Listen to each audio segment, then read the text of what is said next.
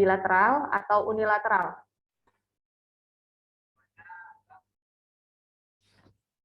Kita ulang. Yang mana ya? Yang bermasalah ya? Yang bilateral atau unilateral? Kalau unilateral, sebelah mana? Kanan apa kiri?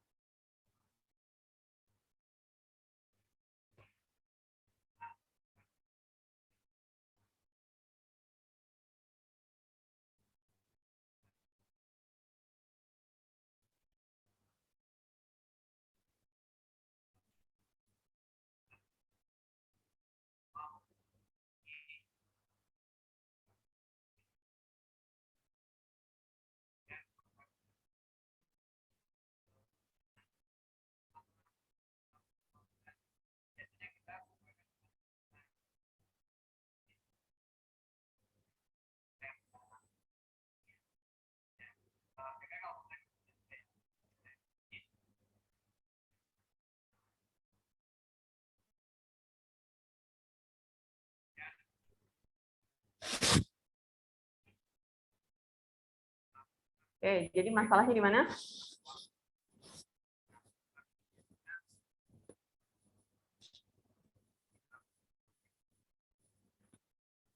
Mbak Mila tadi dijelasin lagi, Mbak.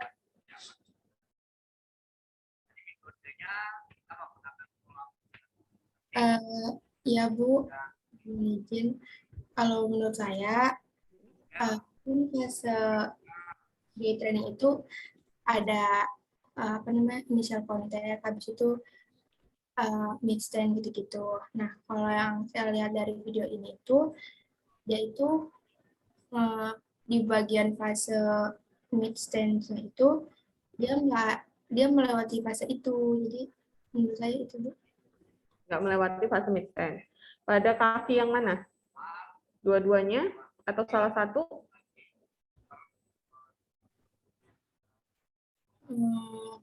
Kalau saya lihat tadi dua-duanya. Dua-duanya. Oke. Makasih, Mbak Mila. Yang lain?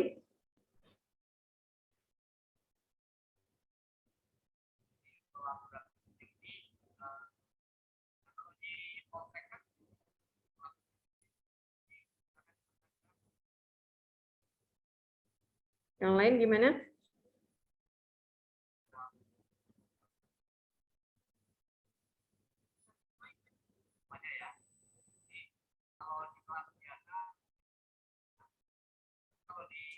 Halo, yang lainnya gimana?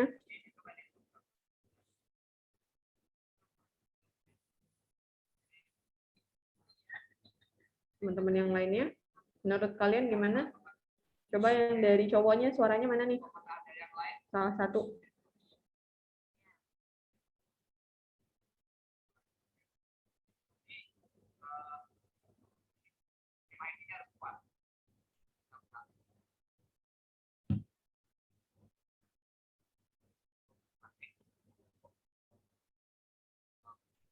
Izin Bu, Ya.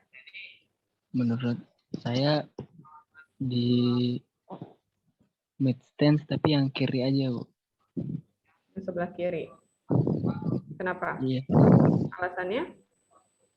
kalau lihat jalannya kayaknya yang nggak nyaman ketika mid stance di kiri Bu.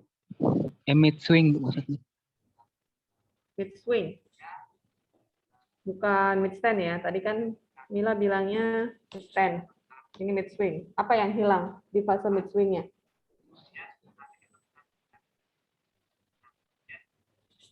Coba kita lihat sama-sama lagi ya. Mid stance atau mid swing?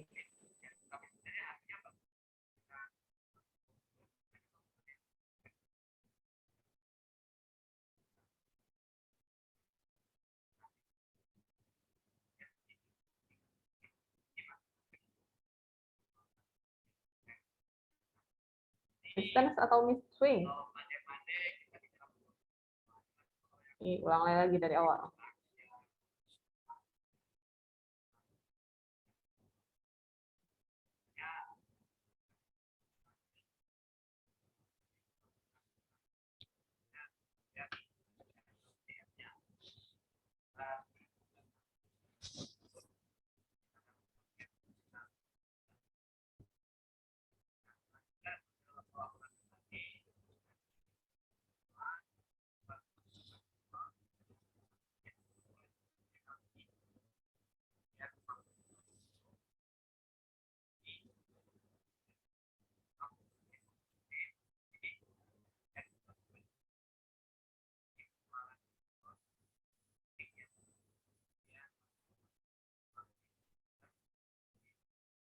Oke. Mid stance atau mid swing? Coba sebelum jawab. Mid stance itu apa? Mid swing itu apa? Silakan. Sebelum kita masuk nih ke bahasan.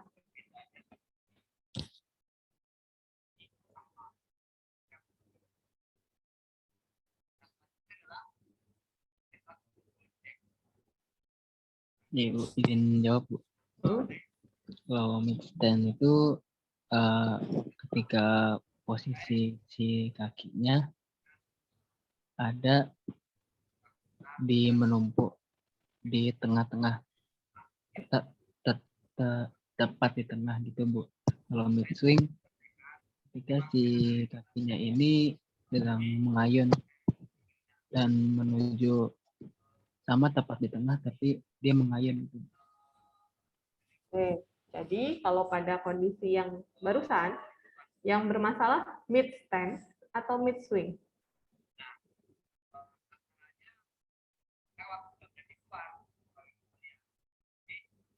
Diulang lagi ya, dia kelihatannya pas fase cepat soalnya, bukan yang di slow motion.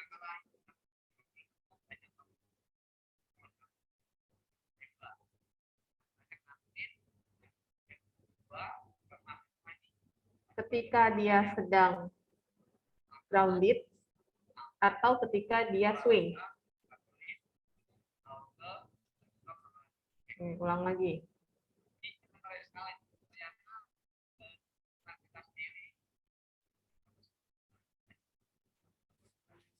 Dia sedang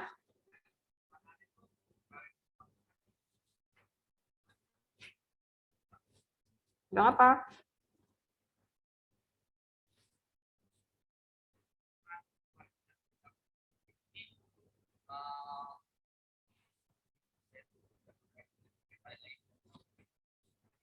Sedang apa, yo?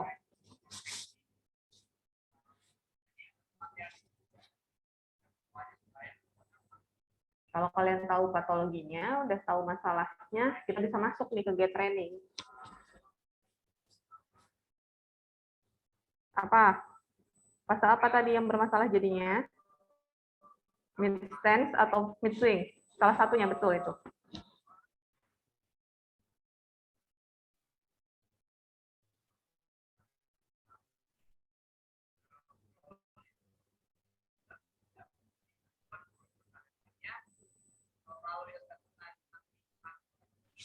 Kalau menurut Ini apa? saya mid swing, Bu.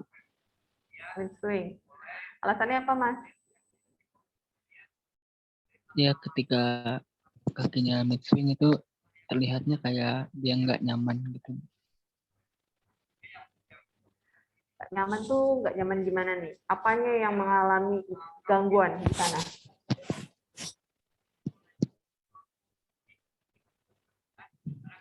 Gangguan apa yang terjadi? Kayak apa ya? Kayak mau buru-buru buat menapak lagi gitu, Bu. Nggak nggak teratur di swingnya, kayak langsung cepat-cepat mau ke stance lagi. Oke, mau cepat. Yang cepat apanya? Swingnya atau stance-nya yang cepat sekarang? Saya balik. Betul, dia tuh gate-nya tadi itu ada peralihan dari satu fase ke fase lain itu yang lebih cepat. Nah, yang saya tanya fase mana yang lebih cepat? Fase mid swing atau fase mid stance?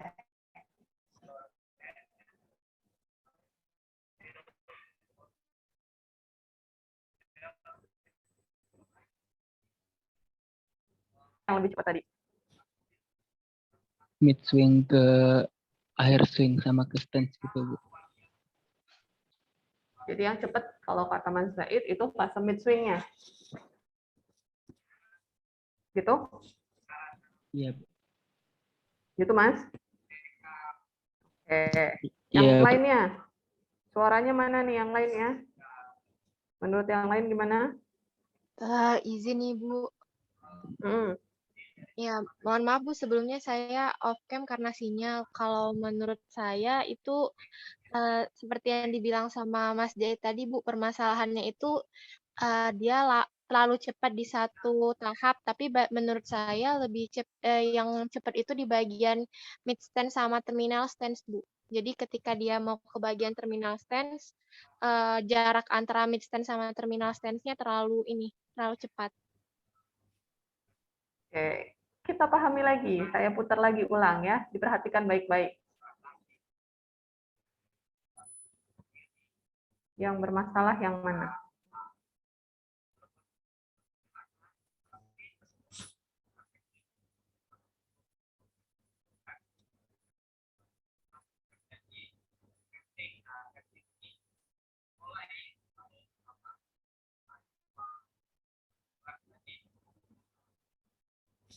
Oke, kita lihat yang versi cepat aja ya. Kalau versi lama nggak kelihatan nih.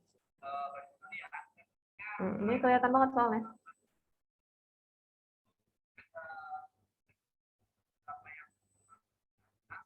Oke, gimana menurut teman-teman semua?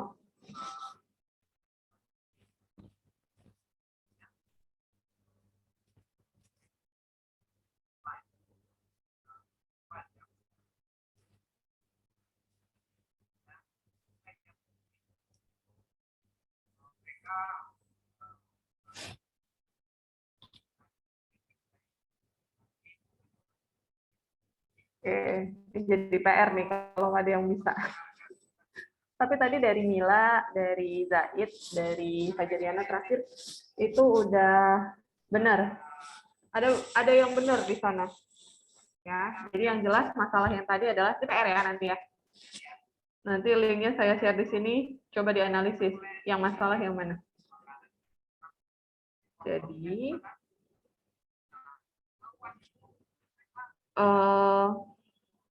adanya percepatan perpindahan fase dari fase yang satu ke fase yang lainnya itu lebih cepat. Nah, itu linknya, jadi nanti tolong dianalisis. Yang bermasalah apa? Fase apa yang bermasalah? Kemudian apa yang menjadi alasan fase itu bermasalah? Cara menulisnya misalnya, oh tadi katanya masalah mid-stance, berarti cara nulisnya alasannya karena ada weakness pada apa? Atau terjadinya instability pada apa. Jadi ketika kalian tahu masalah dalam satu abnormal gate apa, maka kalian tahu apa yang harus direncanakan pada program gate training. Ya. Oke, sekarang itu nanti ditulis di dalam Word. Kemudian potongan video yang tadi itu di screen cap untuk menjelaskan bagian mana yang mengalami masalah. Oke. Kita ke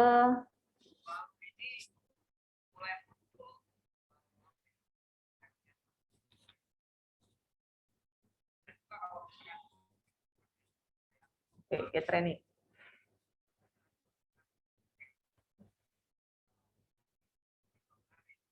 Tunggu deh, sebentar. Saya lihat ada materi get analisis ya.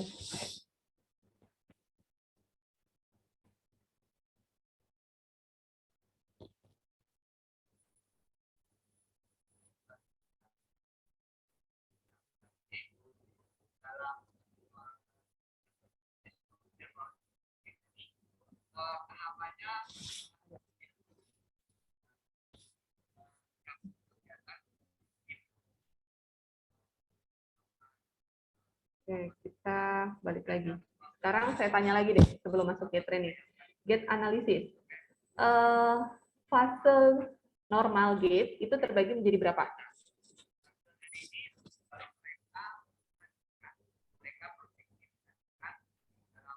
Normal gate itu terdiri dari apa dan apa?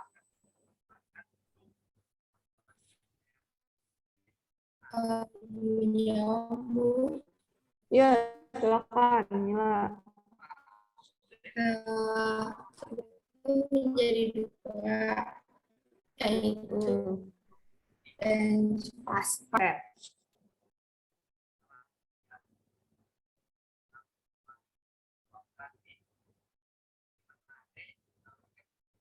Yang lainnya, Izin maaf Bu, silakan. saya nih kalau untuk fase stand-nya itu 60% dan swing-nya 40%. Oke, good. Kemudian untuk fase stance, ya, terdiri dari berapa tahapan? Izin menjawab, Bu. Ya, saya Prapangesti. Ada 2 tahapan, double limb support sama single limb support, Bu. Oke. Oke, selain itu ada apa lagi?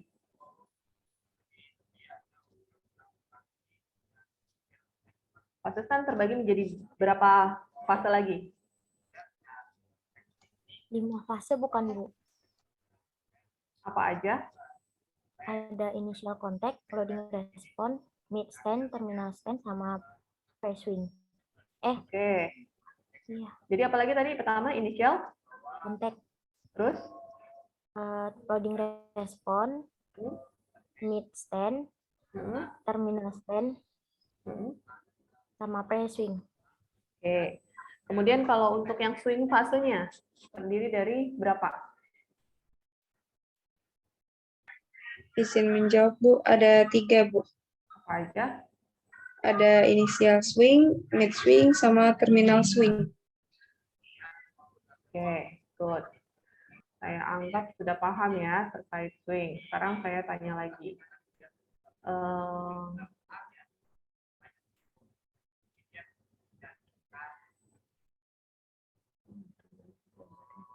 Oke, double support itu terjadi pada fase apa aja?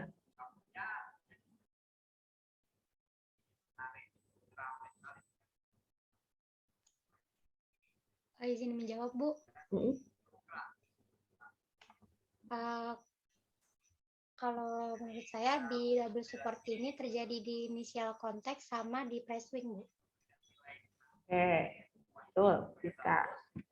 Kemudian kalau untuk single support, berarti pada fase apa aja? Izin dulu. Untuk single support ada fase mid stand sama terminal stand. Dan itu?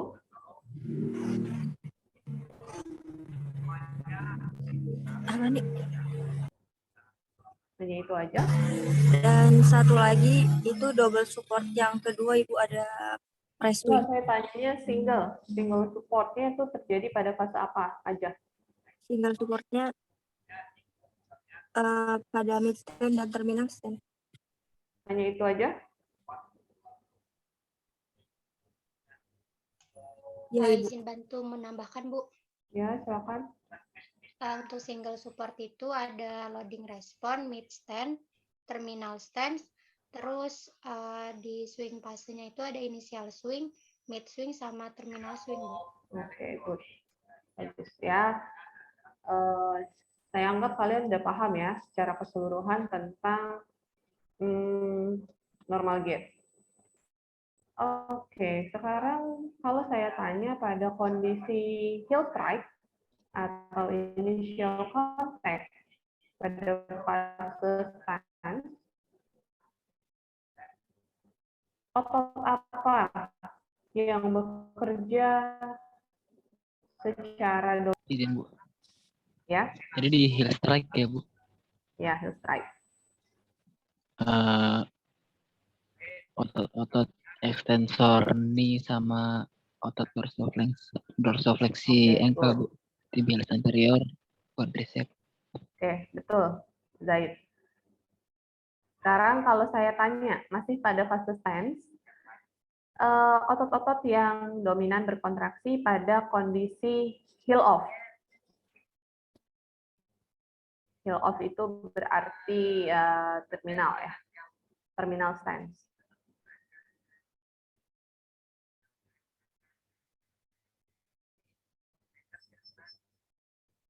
Otot apa aja? Izin, Bu. Menurut saya ada heel off berarti otot gastrocnemius, lalu flexor hip sama otot hamstring. Sama otot apa terakhir? Hamstring. Hamstring. Oke. Oke, berarti nanti kalau misalkan keluar di dalam ujian praktik, kalian bisa jawabnya ya. Sekarang kalau saya tanya komponen yang ada di dalam suatu gate. Kita kenal ada namanya stride length, ada step length, dan ada stride width. Apa yang dimaksud dengan stride length?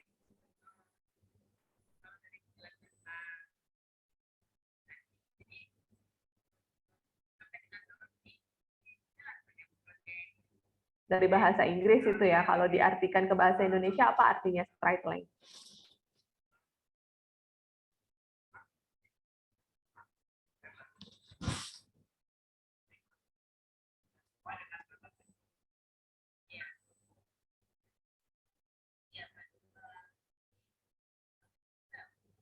Ayo, siapa yang bisa jawab? Apa yang dimaksud dengan stride length?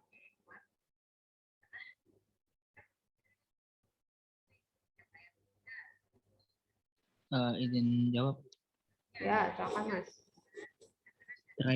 Stride length panjangnya satu langkah gitu Bu. Jadi dari kaki kanan yang paling belakang, paling fase terminal stand sampai jaraknya ketika mengayun ke paling depan sejauh mana gitu. Untuk kaki yang mana? Kanan. Kaki yang sama maksudnya? Ya, kaki yang sama. Jadi kanan yang paling belakang sampai yang paling depan. Oke. Jadi stride length itu artinya adalah panjang langkah ke heel strike pada kaki yang sama. Jadi ketika kita melangkah menggunakan kaki kanan ke heel strike ke kaki kanan berikutnya, ya pada tahapan itu adalah panjang langkah. Paham ya? Oke. Betul yang kata Zaid tadi. Ini saya hanya menyederhanakan. Sekarang apa yang dimaksud dengan step length?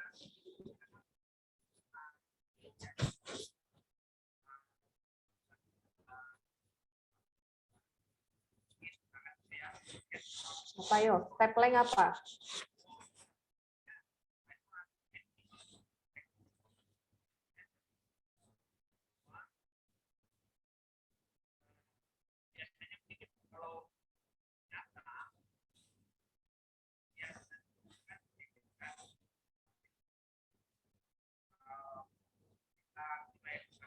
Apa ya? Step length adalah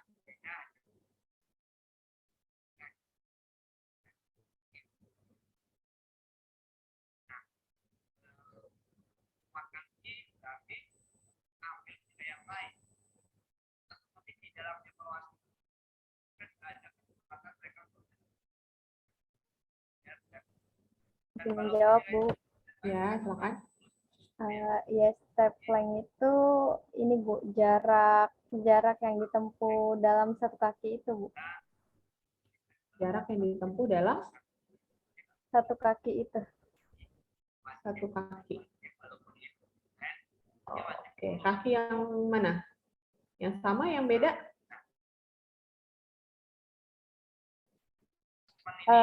Yang beda Bu.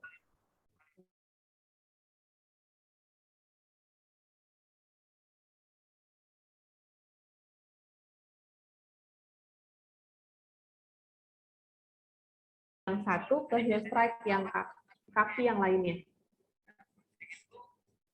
Jadi kalau misalnya mulai dari kaki kanan kita melangkah, step length itu adalah heel strike di kaki kiri. Jaraknya. Ya, kalau stride length itu biasanya rata-rata stride length seseorang itu 156 cm. Bukan 100 deh, kayaknya cuma 56. Sorry, 56 cm. Tapi kalau step length itu setengahnya. Rata-rata ya. Sekarang terakhir, stride width.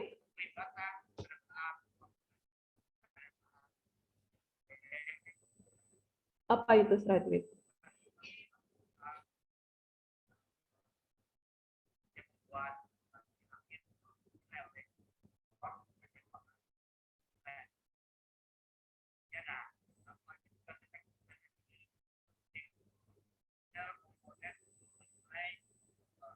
Yo, apa straight width?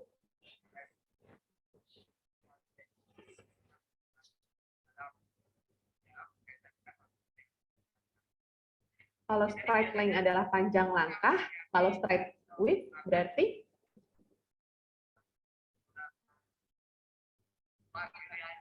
lebar, Bu. lebar. Ya, jadi straight width adalah lebar langkah. Jarak antara garis tengah satu kaki dengan garis tengah kaki lainnya. Oke. Jadi kalau misalnya kita lihat gambarannya, yang tadi kita omongin, apa itu straight length, step length, dan straight width?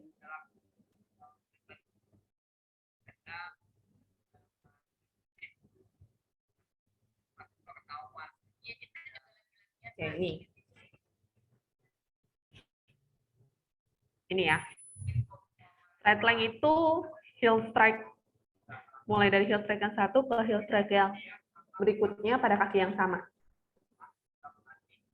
Nih, straight length. 156 betul deh. Tapi kalau yang step length itu heel strike yang satu ke heel strike kaki lainnya pada kaki yang berbeda. Ya, ini step length.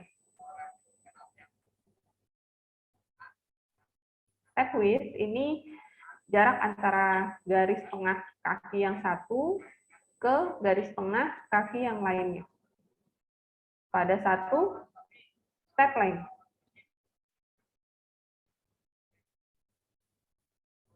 Gitu ya, paham ya? Oke, sekarang kita masuk ke gait training.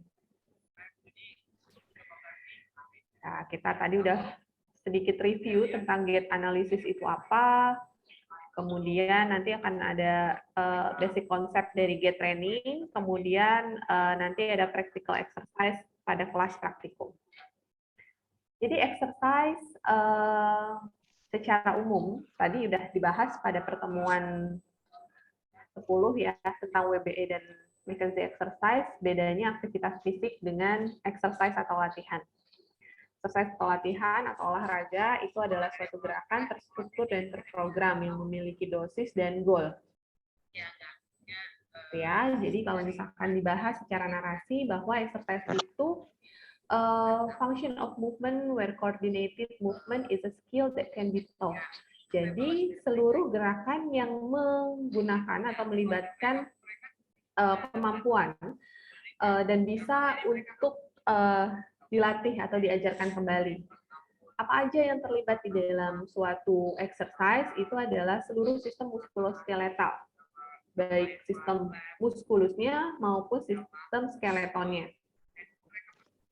Gitu. Jadi yang namanya exercise itu dirancang nggak hanya untuk satu kelompok otot tertentu, tapi untuk kelompok otot atau bagian tubuh yang lainnya.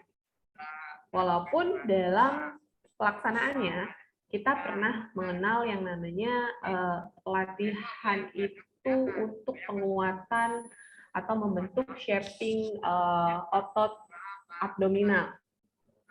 Ya. Nah, yang dilatih itu kan bukan hanya otot abdominalnya sebenarnya, tapi postural muscle yang ada di tubuh, di badan yang dilatih. Gitu maksudnya. Jadi kita kalau misalkan pengen six pack nih perutnya, tapi nggak secara umum hanya kita melatih otot otot perutnya aja, tapi sebenarnya kita juga melatih otot-otot lainnya, karena kalau misalkan otot-otot lainnya nggak terbentuk, maka otot si abdominalnya juga nggak akan terbentuk. Itu intinya. There are two distinct parts of human skeletal muscle. Oke, ada dua part ya, ada dua bagian pada sistem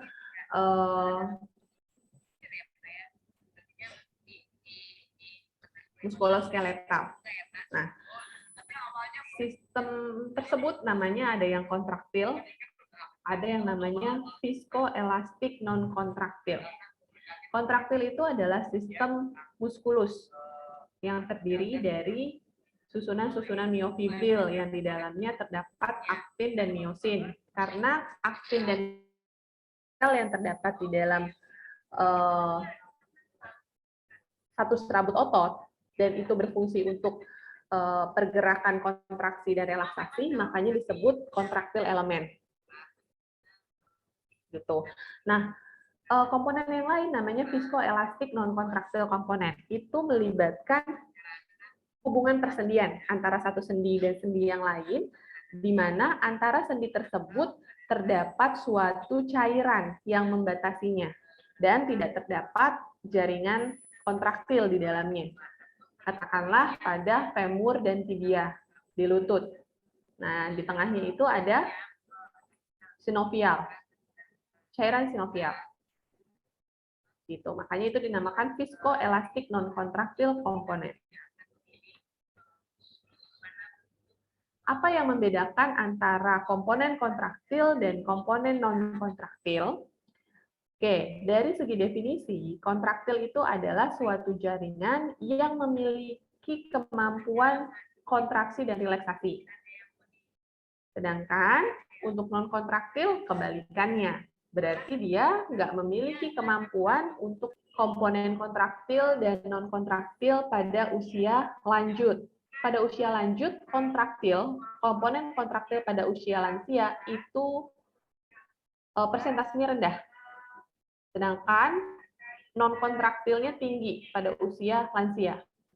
Hal ini menandakan bahwa fleksibilitas tubuh seorang lansia itu lebih rendah dan berangsur-angsur menurun fleksibilitasnya ketika seseorang mengalami pertambahan usia.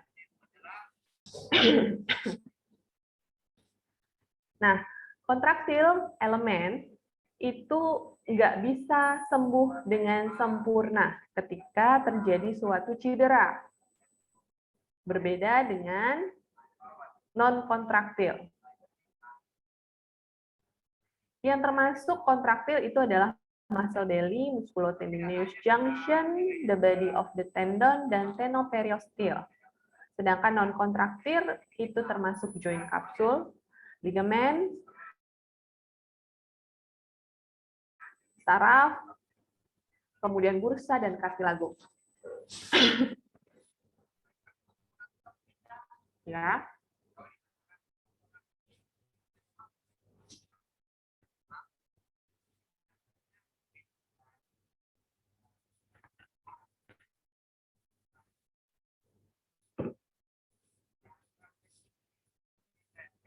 Ini adalah gambaran dari kontraktil elemen. Otot ini selubung otot ya. Terbagi menjadi epimisium, perimisium, dan endomisium. Di dalamnya nanti ada serabut otot. Di dalam serabut otot itu ada namanya miofibril. Di dalam miofibril itu ada aktin dan miosin. Oke, itu nanti bisa dibaca, ini bagian dari anatomi. Ini adalah part of bagian-bagian dari komponen non kontraktil itu apa aja tadi udah ya. Salah satunya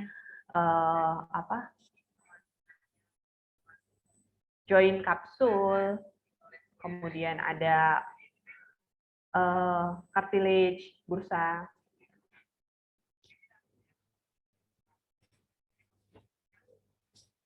Oke. Nanti bisa dibaca lagi. Nah, kenapa kita ngebahas tentang jaringan kontraktil dan jaringan non-kontraktil? Karena nanti ada hubungannya dengan konsep latihan, eksentrik atau konsentrik. Ya. Jadi muscle contraction by the contractile elements are generally identified as. Jadi otot-otot yang berkontraksi pada komponen kontraktil atau elemen kontraktil itu terbagi menjadi dua kontraksi. Ada yang eksentrik, ada yang konsentrik. Apa itu eksentrik? Eksentrik adalah lengthening action.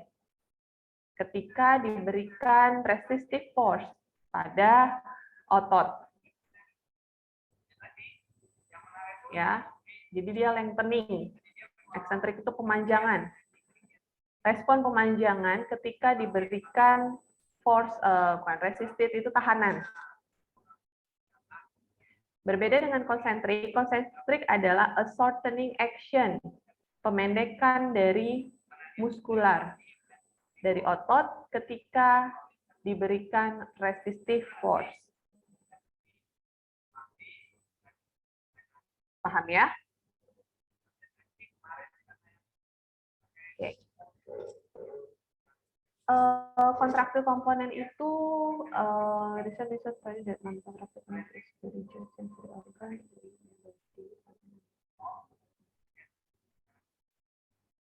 Oke, jadi menurut penelitian menyebutkan bahwa elemen kontraktil, non kontraktil yaitu connective tissue itu memiliki sensori organ yang paling banyak di tubuh manusia.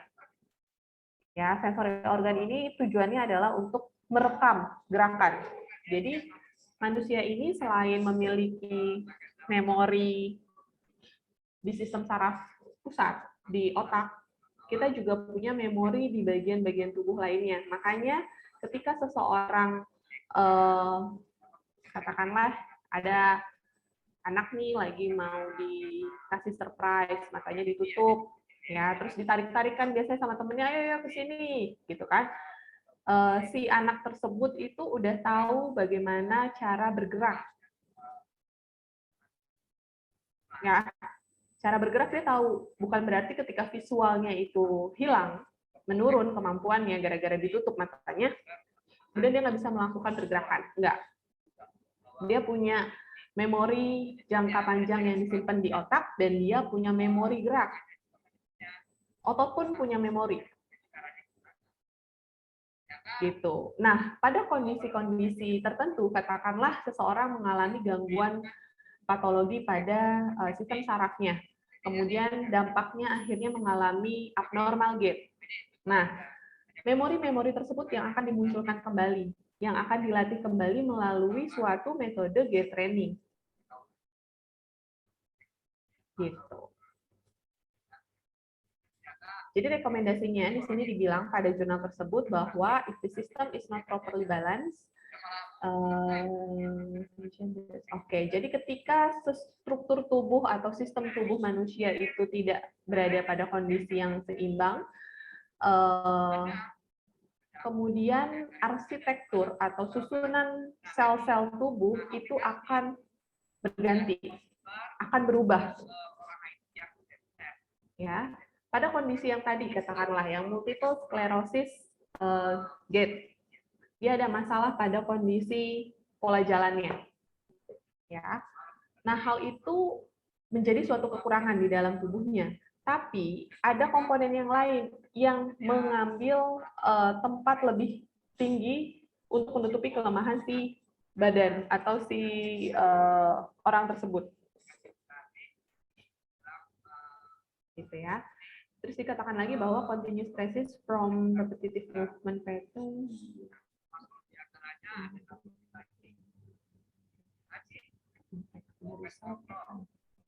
Oke, jadi suatu gerakan yang repetitif berulang-ulang, ya. Jadi gerakan yang berulang-ulang yang dilakukan secara terus-menerus, kemudian itu bisa mempengaruhi perubahan dari struktur tubuh seseorang.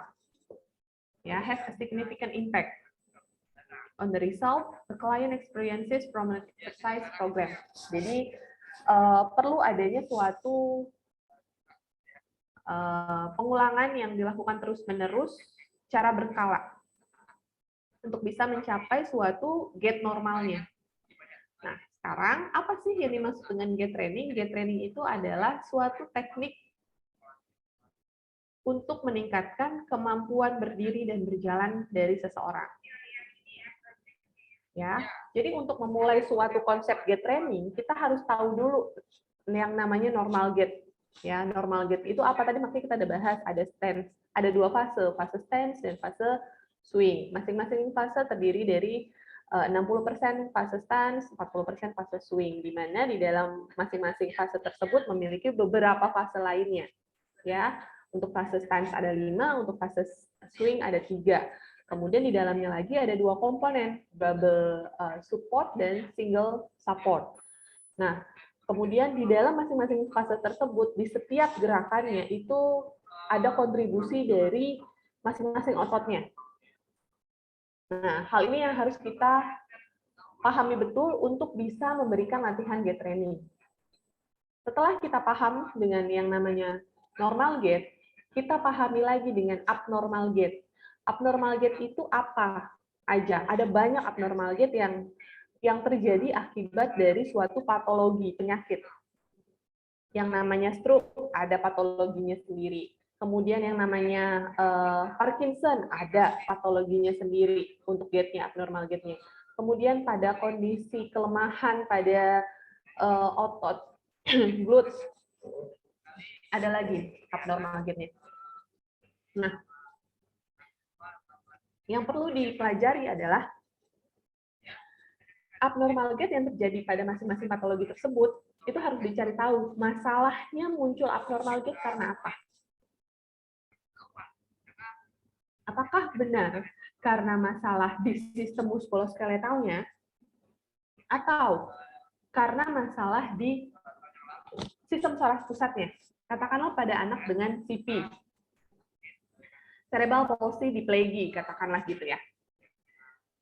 Anak dengan CP diplegia itu dia mengalami peningkatan tonus postural, bukan hanya tonus postural deh.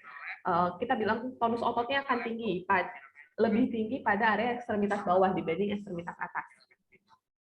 Ya, ketika seseorang mengalami peningkatan tonus otot yang tinggi pada salah satu ekstremitas, itu mengakibatkan fungsi fisiologis dari sistem muskuloskeletalnya nggak akan bekerja lebih baik. Ada spastisitas yang muncul di sana. Bayangin dengan kondisi spastisitas yang tinggi pada seorang anak, gimana coba dia melakukan aktivitas fungsionalnya? Gak bisa kan? Oke, pada kondisi tersebut, si fisioterapis nggak hanya fokus pada latihan gait-nya aja kan, tapi juga dilatih ke arah kemampuan sistem saraf pusatnya. Berbeda dengan kondisi ketika seseorang atlet mengalami sprain ankle, kemudian dia jalan dengan abnormal gait, antalgic gait. Kita fokusnya hanya di area yang cedera, ankle-nya aja yang kita benerin. Tapi sistem saraf pusatnya bener, nggak ada masalah. Jadi dua hal tersebut adalah sama-sama abnormal gait dan sama-sama butuh gait training. Tapi goalnya beda. Yang satu ada masalah di sistem saraf pusatnya, yang satu lagi nggak ada masalah, dia hanya masalah di area atau regio yang cedera. Akhirnya approachment fisioterapi untuk kedua kasus tersebut beda. Nah, itu yang perlu dipahami betul perbedaan abnormal gait masing-masing. Ya, gait training itu bisa disusun atau direncanakan ketika kita tahu bahwa masalahnya itu di mana. Jangan kebalik, kita sibuk menggarap si gait si anak CP diplegia, tapi nggak memberikan approachment pada area saraf pusatnya. Fatal itu jadinya. Jadi kayak ada ban, ada mobil, ketusuk paku, ya. Kalian sibuk nambel, sibuk ngasih angin ke bannya yang bocor, tapi nggak dicabut pakunya. Gitu. Ya, kerusakannya kan begitu-gitu aja. Mungkin baik pada ketika kalian berikan latihannya, tapi begitu besoknya atau 24 jam berikutnya ya balik lagi. Gitu. Makanya kita perlu pahami betul abnormal gait-nya untuk bisa memberikan gait training prosedur yang benar. Oke, sekarang gait training prosedur ini ada 4. Yang pertama kita fokus dulu pada terang. Kenapa? Karena ketika berjalan, seseorang itu memerlukan postur tubuh yang benar dulu. Kenapa benar? Karena ketika seorang berjalan, nggak ada satupun orang di dunia ini yang berjalan tanpa adanya ayunan lengan. Coba sekarang, iseng deh, kalian berdiri terus coba jalan, tapi tangannya jangan ngayun. Susah kan? Pasti susah terjadi gerakannya. Jadi gitu. Ya. Kemudian fokus pada terang. Ketika seseorang berjalan dengan posisi tegak dan posisi bungkuk, perubahan pada terangnya itu juga akan mempengaruhi kualitas gate-nya.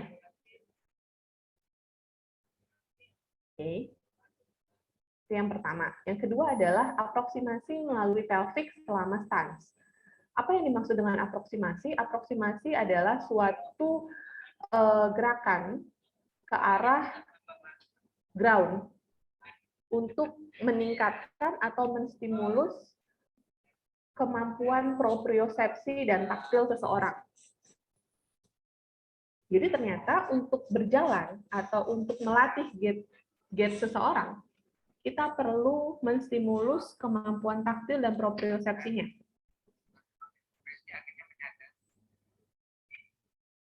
Gitu. Sehingga diharapkan ketika si kemampuan propriosepsi dan taktilnya itu muncul, akan ada stretch reflex ke arah sistem saraf pusat, sehingga pelvic selama swing, pelvic itu dapat bergerak selama fase swing. Ya, jadi nanti kalau misalkan kalian coba, misalkan jalan habis ini kan selesai nih, pasti ada yang aduh pengen kamar mandi. Coba deh dirasakan bahwa ketika bergerak itu bukan cuma kaki yang bergerak, tapi ada gerakan trangnya, pelvic kalian itu melakukan rotasi, ya, ke depan dan ke belakang, gitu. Ya, nanti ini semuanya akan ada hubungannya. Kemudian ketiga adalah pada shoulder untuk stabilisasi dan fasilitasi rotasi. Oke, ini berkaitan dengan ayunan lengan tadi. Mungkin beberapa dari kalian pernah melihat kayaknya. Jadi dulu saya tuh pernah melihat salah satu video dari seorang atlet lari perempuan kulit hitam. Dia itu kasih info, kasih tahu kalau ayunan lengan itu sangat berpengaruh terhadap kualitas atau terhadap peningkatan kecepatan larinya seorang atlet. Jadi dia tuh mengkondisikan dirinya duduk selonjoran, kemudian hanya dengan mengayunkan lengannya secepat mungkin, maka posisi tubuh dia bisa berpindah. Jadi dia nggak menggerakkan kedua kakinya, karena dia duduk kan, dia duduk, kemudian duduk selonjoran, kedua kakinya lurus ke depan, dia hanya menggerakkan tangannya. Jadi semakin cepat gerakan tangannya, maka semakin besar pergerakan perpindahannya dia. Nah, itu juga menjadi salah satu konsep untuk memberikan prosedur gait training. Yang terakhir adalah resistant balance dengan pola diagonal. Jelas, seluruh komponen gerakan seorang manusia itu bekerja secara diagonal. Contohnya, kita nulis, ya, miring, bukan miring sih, cross dia. Gerakannya cross. Kita ngancingin baju. Baju, kancing itu ada di tengah tubuh kan, sedangkan tangan kita ada di sisi lateral. Berarti kita harus gerakannya cross. Kita mandi, pakai gayung. Ambil kan gayungnya dari ember, terus digerakin. Ya, nggak ada tuh gerakan yang begini-begini, nggak kena nanti yang sebelah kirinya.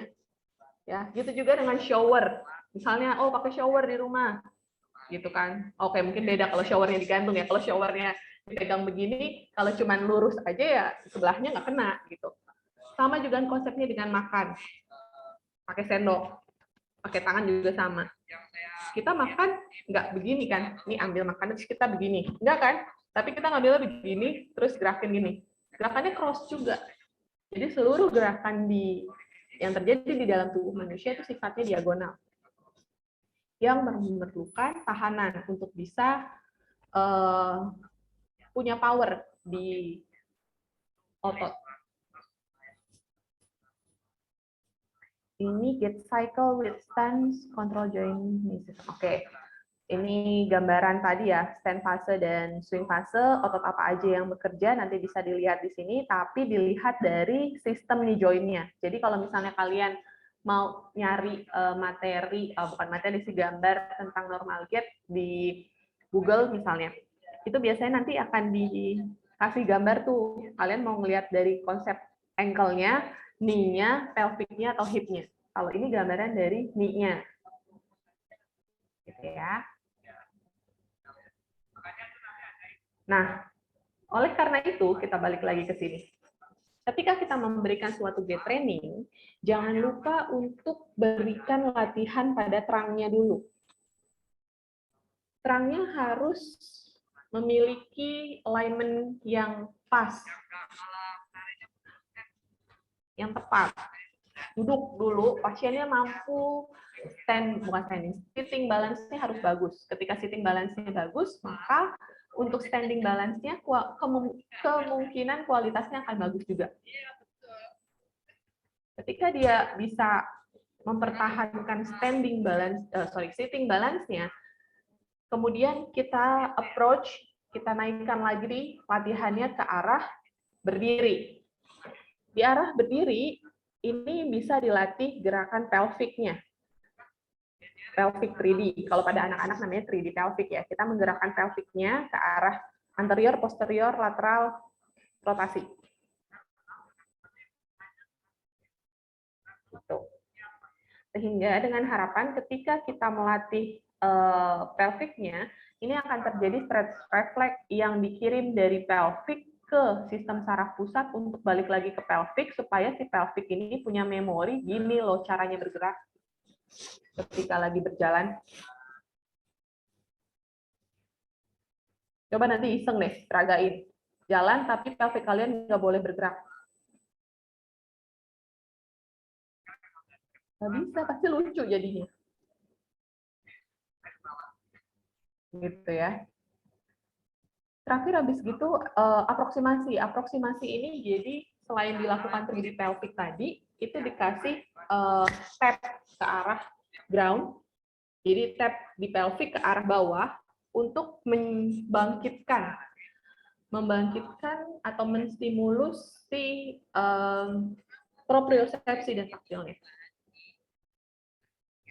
Kemudian stabilisasi pada shoulder dan resisten. Nah, resisten itu nanti kita lihat di sini.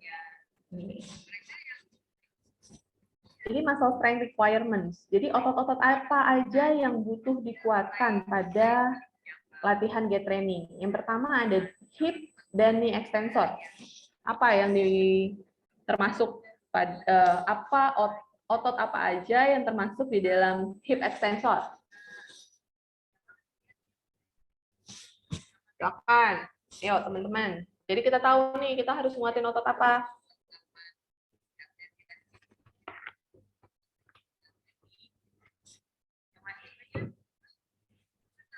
Hip extensor apa aja?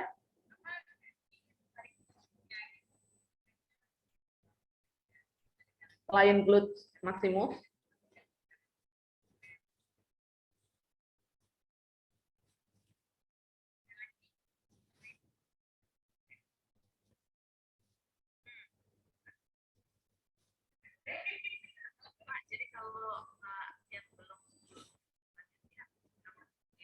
Ayo, apa lagi teman-teman? Hamstring juga, Bu. Hamstring untuk apa? Untuk ngebantu ekstensi hip. Ekstensi hip. Kalau untuk extensor ini apa? Quadriceps, Bu. Oke. Jadi ketika kita akan melakukan gate training, yang perlu dikuatkan adalah hip extensor dan knee extensor, ya glutes-nya, ya hamstringnya, ya quads-nya, gitu. Supaya si pasien yang perlu dilatih itu punya fondasi dulu yang bagus. Nih ya, saya punya kasus nih. Pasien usia 29 tahun, dia seorang atlet futsal, post-op ACL. Ya. Kemudian dia perlu untuk balik lagi karena ada turnamen futsal 6 bulan ke depan. Nah, si pasien ini nggak bisa, dia habis post-op ACL kan, makanya di fase 1 setelah operasi dia dioperasi dan harus perlu berdiri. Saat itu akhirnya dikasih treatment yang pertama adalah untuk memperbaiki si otot pada ekstremitas bawahnya. Kemudian dia agak kesulitan untuk menggerakkan tunggainya karena ada bengkak ya. Selain bengkak ada nyeri post operasi juga. Ada tightness juga pada area otot bawahnya. Kemudian akhirnya si atlet ini, cuman kalian belum sampai FT olahraga ya? Udah sampai FT olahraga belum sih? Belum nih, oke. Jadi saya cerita aja kalau gitu, nggak usah ditanya. Jadi dia ini akhirnya ke fisioterapi, dia masih masuk fase 1, jadi kalau ACL itu sampai ke 3 fase ya. Fase 1, fase 2, fase 3, fase 3 itu udah sampai latihan ke return to sport-nya. Nah, di fase 1 itu dia nggak boleh full weight bearing. Jadi dia jalannya pakai krek. Ya, jalannya pakai krek, pakai tongkat. Kemudian dia ada masalah di iliopsoasnya, tightness karena nggak boleh weight bearing, nggak boleh full weight bearing, sehingga sulit untuk bergerak. Nah, sayangnya si iliopsoasnya keburu tight, padahal dia atlet futsal. Menurut kalian, dengan kondisi dia yang seperti itu, pasca operasi, ada bengkak, kemudian belum bisa menapak, dan ada tightness iliopsoas, yang mana dulu yang harus dikuatkan? Dari tungkai bawahnya. Quadricepsnya, hamstringnya, glutes-nya, atau ankle-nya? Coba. Menurut kalian, pendapat kalian mana yang harus dikuatkan terlebih dahulu? Jadi dia post-op ACL ya. ACL-nya itu baru 3 bulan, enggak baru 3 bulan ya, paling 2 minggu, 2-3 minggu lah. Gitu. Ya, menurut kalian untuk dia bisa full weight bearing, ini kan nanti kalau udah bisa full weight bearing, dia bisa jalan kan akhirnya. Gitu. Menurut kalian mana yang harus di-strengthen terlebih dahulu? Quadricepsnya, hamstringnya, ankle-nya, gastroknya? Yang mana dulu yang harus di... Hamstring sama gastrok, Ibu. Hamstring sama gastroknya, kenapa tuh? Kenapa sih hamstring sama gastroknya yang harus dikuatkan terlebih dahulu?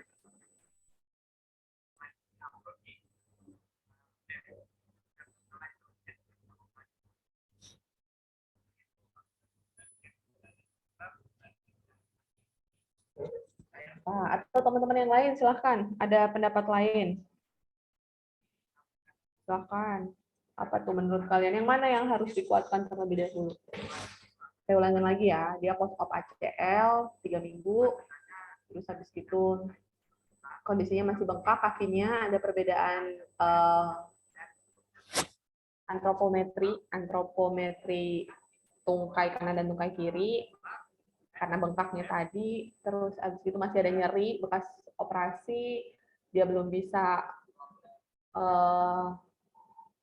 belum boleh untuk flex ini, kemudian dia ada tightness di iliopsoas, jalannya pakai krek, dan masih partial weight bearing. Kalau untuk latihan strengthening-nya, otot mana dulu yang harus di-strengthening?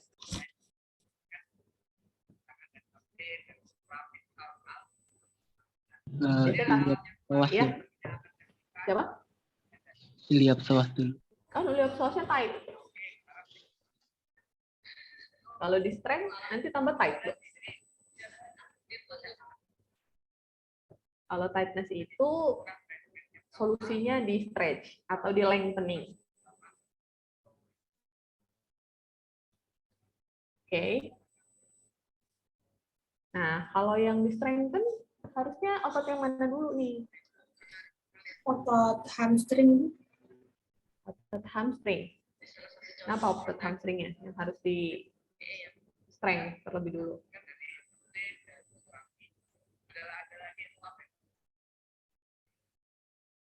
Kenapa alasannya? Iya, mencoba Bapak, Bu. Saya, karena kan masalah utama itu pada ACL-nya. Jadi, dikuatkan dulu otot di bagian knee-nya gitu. Jadi dia bisa fleksi. Jadi ntar di sekitarnya menyesuaikan. Kayak gitu bukan? Maaf Bu, kalau salah. Oke, makasih Mbak Mila. Pendapatnya ini saya terima dulu aja semuanya. Tadi ada yang bilang hamstring sama gastrok ya, hamstring sama gastrok. Terus abis gitu iliopsoasnya, kalau iliopsoasnya bukan, karena dia tight. Kalau tight berarti harus di lengthening atau nggak di stretch. Nah, sekarang masalahnya adalah kita mau ngasih strengthening. Jadi biasanya ketika pasien post-op ACL datang ke klinik untuk fase 1, datang biasanya kita icing dulu nih di S. Ya, kasih S 10-15 menit. Setelah itu baru kita masuk ke latihan strength. Ya. Strengthening yang pertama adalah ini, kan ada tulisan di sini. Knee extensor yang harus kita strength dulu. Quads-nya yang harus kita penguatan terlebih dahulu. Tujuannya untuk apa? Karena pada kondisi post ACL itu kan kondisinya dia belum boleh fleksi. Belum boleh fleksi ini dia. Oke, jadi kita tingkatkan dulu kemampuan yang dia boleh lakuin. Jadi kita kasih dulu strengthening pada quads-nya. Sambil kita berikan latihan juga penguatan pada, bukan penguatan, stretching pada iliopsoasnya, karena tadi iliopsoasnya keburu tightness. Gitu. Ya, kenapa sih kok hip dan knee extensor itu must be strong, harus kuat untuk bisa menginisiasi gerakan aktif knee joint, sehingga dia siap untuk melakukan fase pada normal gait. Oke, sekarang kita lihat lagi next-nya.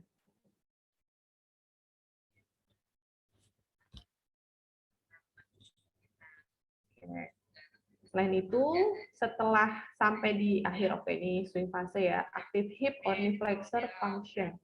Ini kayaknya udah depan.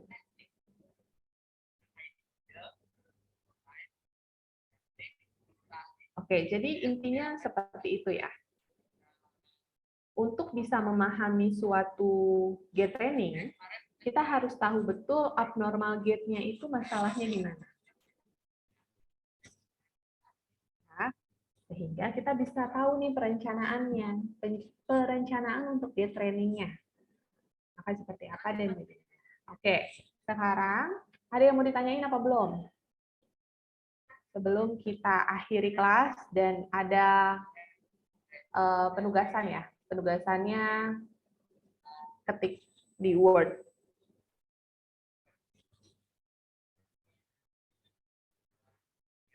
Ada yang mau ditanyain dulu?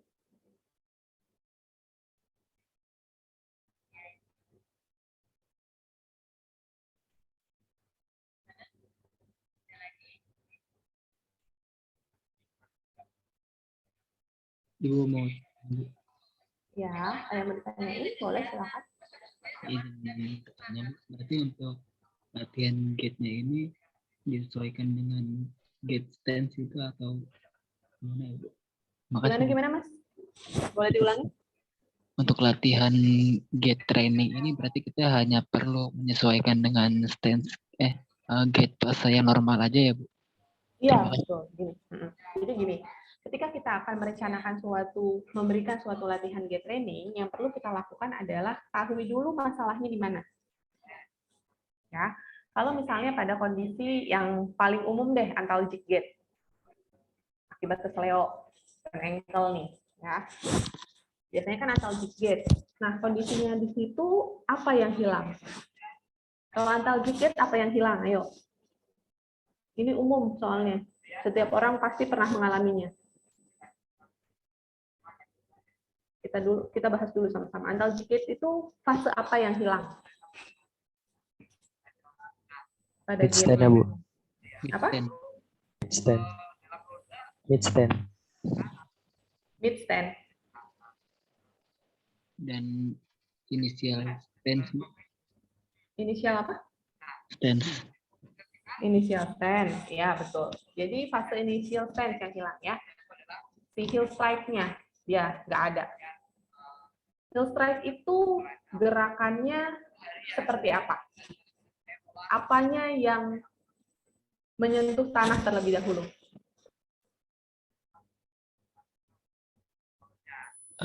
Tumit, Bu.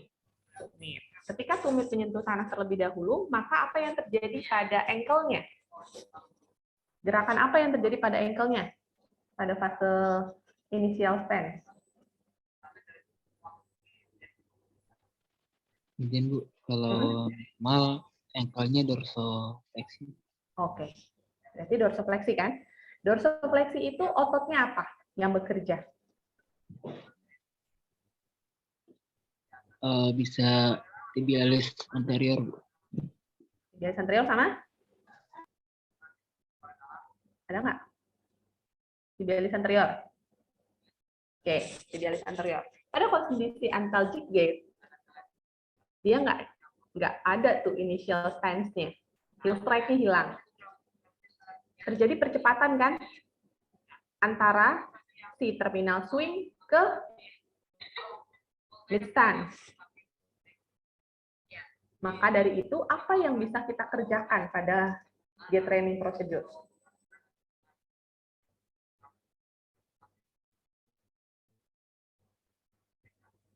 Gimana menurut kalian?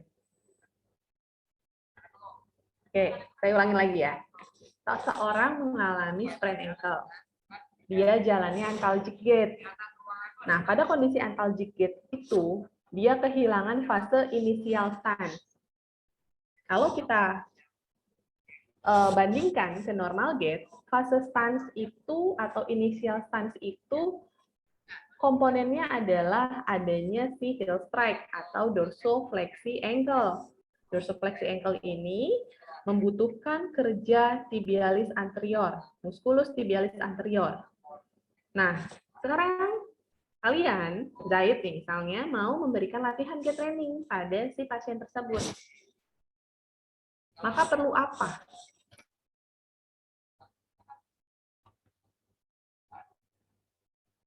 Perlu diapain?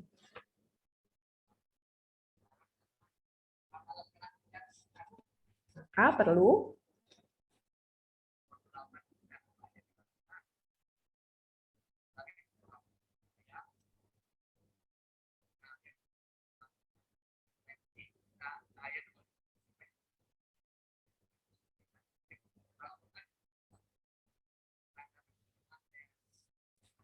apa? Ayo.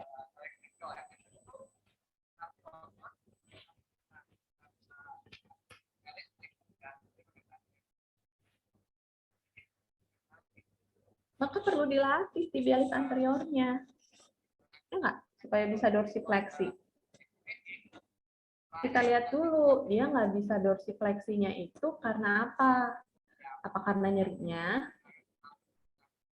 Atau karena kelemahan? Kalau ternyata karena nyerinya, berarti kita harus hilangkan dulu nyerinya. Kemudian kita stimulus propriosepsi dengan cara aproksimasi. Gitu ya. Jadi nanti kita lihat. Yang jelas prosedurnya tadi ada 4. Yang pertama adalah kita lihat rangnya dulu ketika dalam posisi berdiri. Apakah alignment-nya normal atau enggak. Kemudian kita lihat apakah ketika dalam posisi berdiri tegak standing itu terjadi adanya keluhan yang muncul, entah dia nggak boleh menumpuk, atau misalnya ada nyeri ketika dia menumpuk, akhirnya harus kita hilangkan dulu tuh keluhannya, baru habis itu kita stimulus propriosepsi dan taktilnya. Ya, kita challenge lagi dalam posisi aproksimasi ini, kita challenge lagi dalam posisi berdiri ini, kita challenge lagi stabilitasnya bagus apa enggak. Nah, setelah itu muncul apa lagi tadi?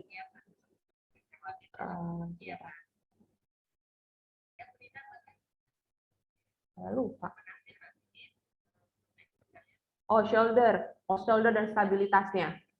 Ya, kita cek dulu. Tadi stabilitasnya udah masuk kan? Jadi terangnya, kemudian si aproksimasinya, kemudian stabilitas dari si pelviknya juga. Gitu. Apakah ada masalah? Biasanya gini, ketika cedera terjadi pada satu regio, maka kita harus well attention sama si regio di atas atau di bawahnya. Kalau ternyata ankle-nya yang bermasalah, berarti kita harus lihat knee-nya gimana, bermasalah apa enggak. Adakah kompensasi gerakan di lututnya? Biasanya karena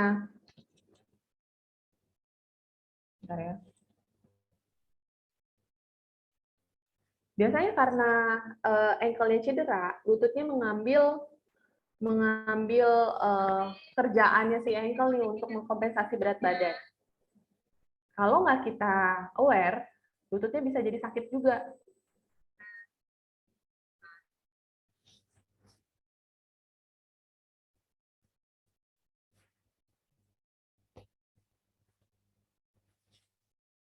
Gitu. Ya. Jadi konsepnya tetap sama. Kita tetap berpegang pada 4 prosedur gait training tadi. Fokus pada terangnya ada masalah apa enggak? Ternyata nggak ada masalah nih. Ya, karena yang bermasalah ada ankle-nya, sprain ankle. Oke, checklist. Masuk ke fase yang kedua, prosedur yang kedua, aproksimasi pada area yang cedera dan bukan pada area cedera, pada pelvic dan pada stretch reflex yang akan muncul. Gitu. Kemudian, oh ada masalah nih pada ankle-nya. Maka dia butuh diaproksimasi. Diaproksimasi atau distimulus. Gitu. Baru setelah itu kita lihat stabilisasinya. Stabilisasi itu juga include dengan keseimbangannya. Ya. Jadi, dalam sebuah komponen keseimbangan, di dalamnya itu ada komponen stabilitas untuk bisa memberikan suatu equilibrium tubuh yang bagus. Equilibrium postural yang bagus. Misalnya dia berdiri nggak goyang, atau misalnya kalian suruh minta si pasien untuk berdiri satu kaki, tapi masih ada goyangan, berarti stabilitasnya masih nggak bagus itu. Gitu. Jadi jangan masuk dulu ke gait training. Gait training itu setelah 4 prosedur tadi sudah bagus 4-4-nya masuk ke gait training. Gait training dalam artian takutnya gini, gait training itu sebenarnya 4 tadi adalah bagian dari gait training, cuman maksudnya adalah masuk ke dalam latihan jalannya. Karena latihan jalan itu bisa kita latihan jalan mirror exercise atau di atas treadmill.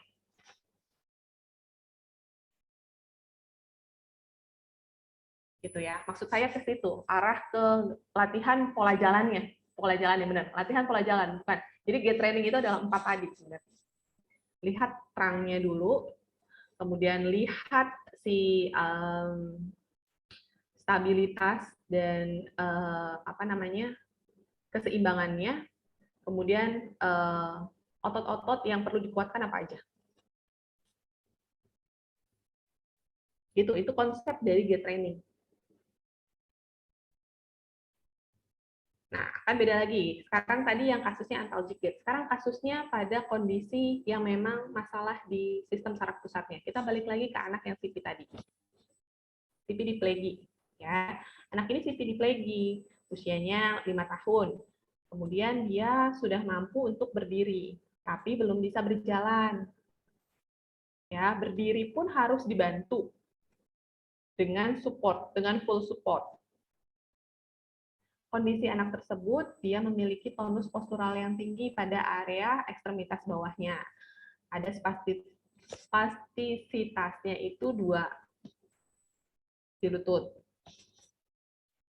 Ketika diposisikan berdiri, kakinya itu kayak gunting.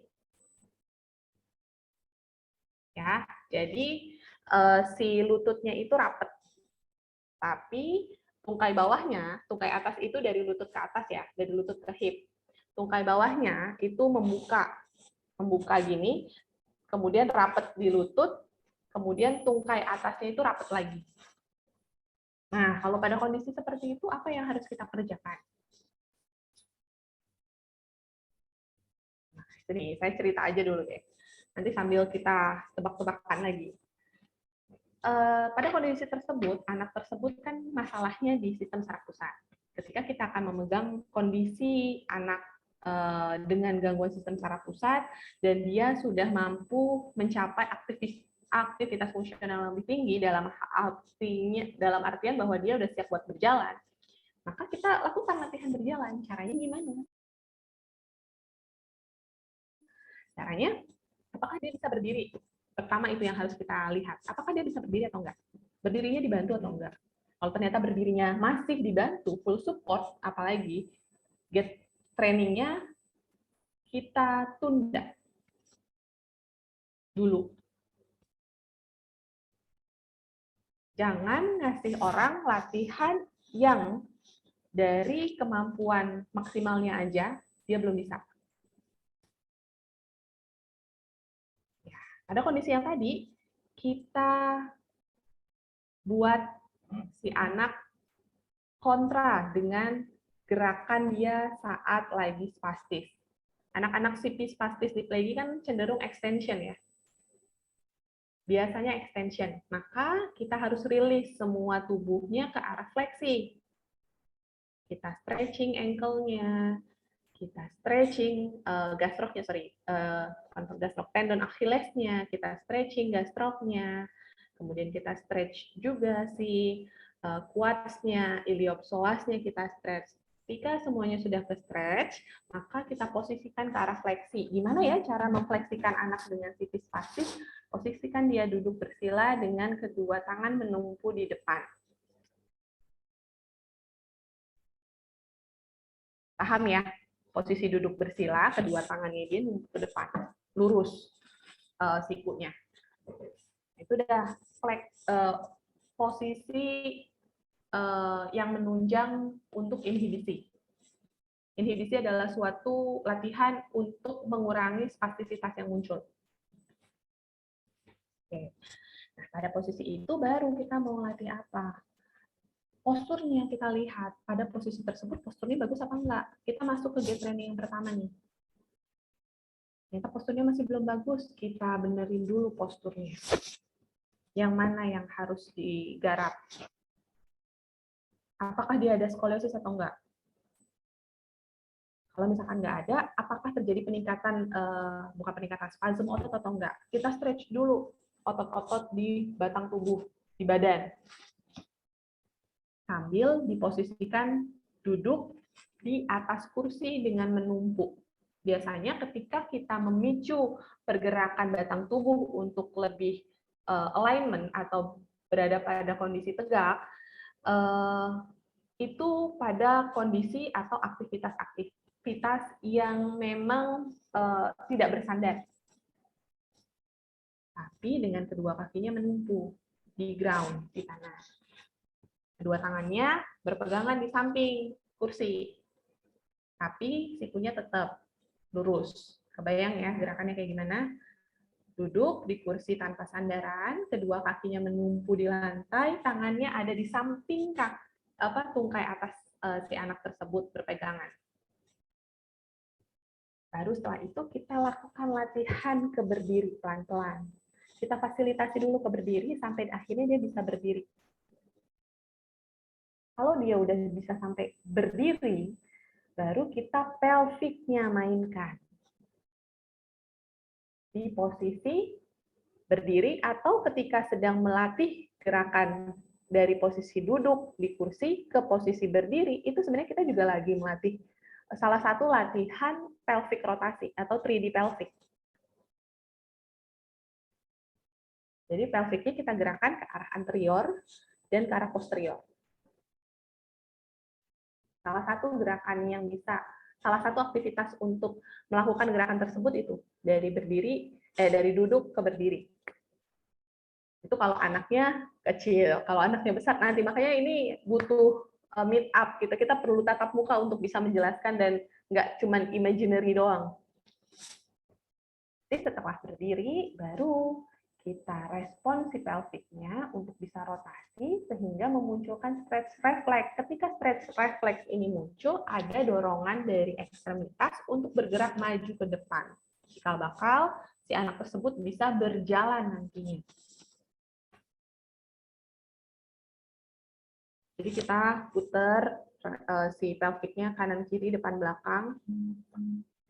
Kemudian biarkan si anak itu merespon dari stimulus yang kita berikan di pelviknya. Biasanya kakinya akan maju. Gitu. Jadi bertahap. Ya. Intinya seperti itu. Kita harus paham betul kondisi si pasien itu seperti apa dan bagaimana. Yang jelas masalahnya apa dulu. Gitu. Kalau kita udah paham betul masalah apa yang nggak ada, misalnya dalam suatu gate itu ada fase yang hilang, terus kita tahu nih, berarti kalau fase hilang yang di sini, kita harus melatih si otot tersebut. Nah, kita harus tahu juga latihannya harus gimana nih, harus di stretching apa di strengthening, diulur apa dikuatkan.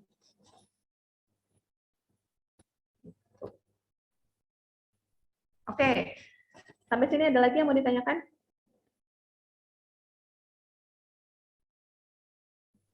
Ingin bertanya, Bu. Ya, silakan. Untuk yang prosedur guide training yang keempat itu, yang resisten balance dengan pola diagonal itu nanti kayak gimana ya, Bu? Oke, itu adalah tahapan yang paling tinggi ketika seluruh komponen di bawahnya itu sudah tercapai. Terangnya udah bagus, kemudian si pelvic rotatingnya udah oke, kemudian stabilisasi dan keseimbangannya juga udah tercapai, nggak ada masalah pada otot ya, dasarnya pada otot kan, maksudnya dia nggak ada weakness, dia nggak ada tightness, itu udah teratasi semua, baru habis itu kita ke pola gerakan diagonal. Caranya gimana? Itu tadi yang saya bilang latihan pola jalan, entah itu di depan kaca, mirror exercise, atau di treadmill. Atau bisa dikombinasikan dengan metode latihan PNF. PNF itu salah satu metode latihan yang konsep dasarnya adalah semua gerakan itu sifatnya diagonal. Udah belajar belum? Pak Ari atau Bunia ya? Saya lupa itu di terapi latihan juga. Belum kayaknya ya. Nanti belajar PNF, ngejelasinnya tentang itu. Jadi PNF itu salah satu metode terapi latihan yang menggunakan landasan bahwa semua gerakannya itu secara diagonal. Gitu. Bagaimana nanti ketika kita sudah ambil kasus pada kondisi anak yang CP tadi ya, CP diplegia yang akan kita fasilitasi berjalan. Itu gerakan ketika si pasien berjalan, ya bukan gerakan sih, respon langsung ketika kita memberikan rotating pelvic itu nggak akan maju lurus ke depan nanti kakinya. Jadi setelah kita memberikan rotating pelvic, 3D rotation pada pelviknya, itu biasanya ada respon langsung berupa kakinya maju. Majunya itu pasti nggak akan lurus ke depan, tapi serong ke kiri atau ke kanan, tergantung dari kaki mana yang akan kita berikan stimulus. Gitu. Nanti ketika itu sudah pasti, latihan pola jalannya bisa melalui mirror exercise atau si treadmill tadi, gitu. Atau menggunakan konsep PNF dengan diagonal, konsep gerakan yang diagonal. Gitu. Dan itu paling terakhir dilakukan setelah komponen di bawahnya diselesaikan dulu tuh. Gitu ya. Gitu ya, Mbak. Iya, Bu. Terima kasih, Bu. Oke, ada lagi yang mau ditanyakan?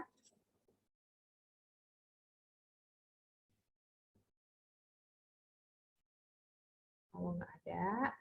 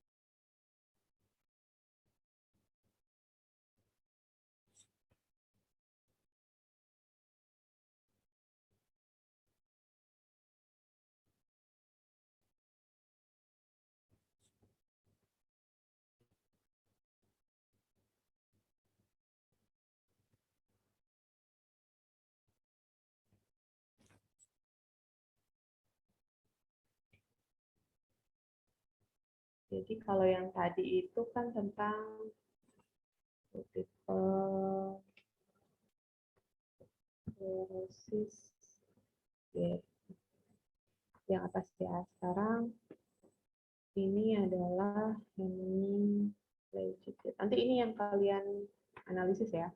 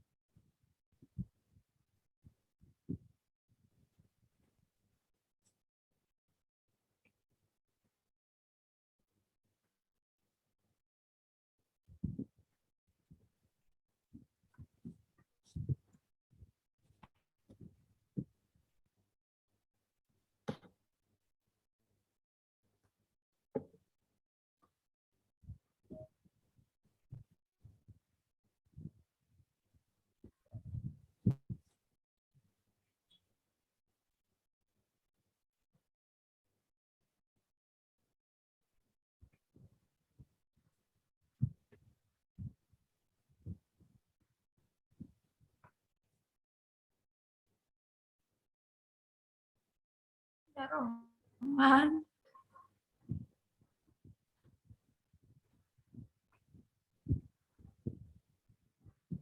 Oke, ada berapa tuh? 6 ya?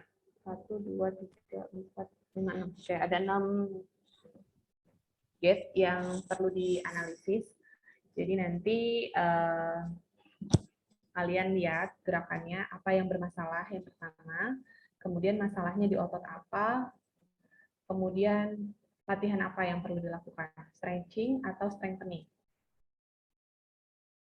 Nah, ini individu ya.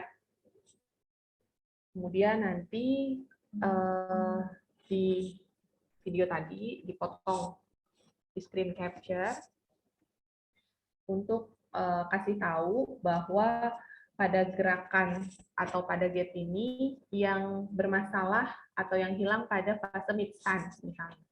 Mana potongan gambarnya? Gitu ya.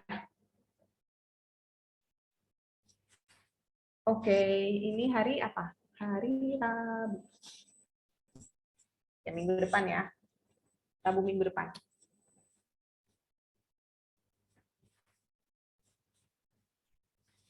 Nanti di apa namanya, di post atau di upload di Google Drive Class, linknya tolong dikasih ke saya, si Pen, untuk pertemuan ke-11 ya, tugas untuk pertemuan ke-11. Oke, gitu ya teman-teman semua.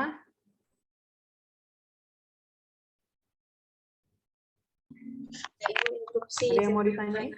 Oh ya, silakan. Untuk pengumpulan itu waktunya sampai jam berapa ya, Bu? Pagi lah, jam 8. Ya, baik. Hari Rabu minggu depan jam 8 pagi ya. Ya, baik, Bu. Bu, saya boleh minta PPT yang tadi tidak, Bu? Boleh, nanti saya kirim by WA aja ya. Ya, baik, Bu. Terima kasih.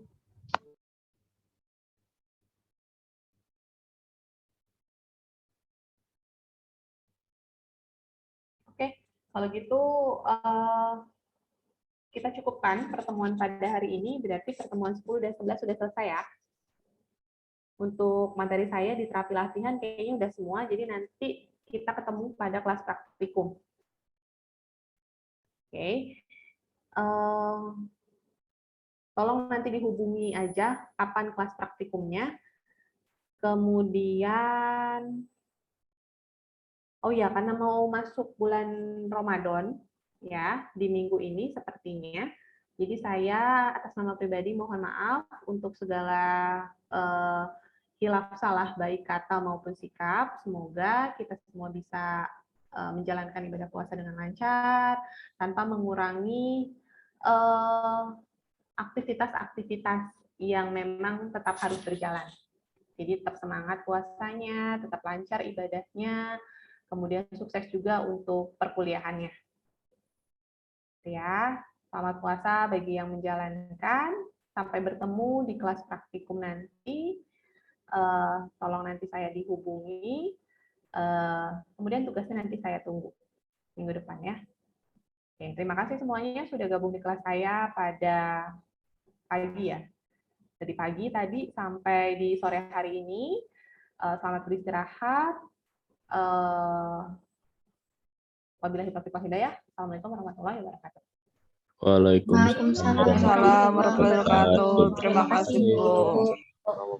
Saya izin tip ya. Iya, baik, Bu.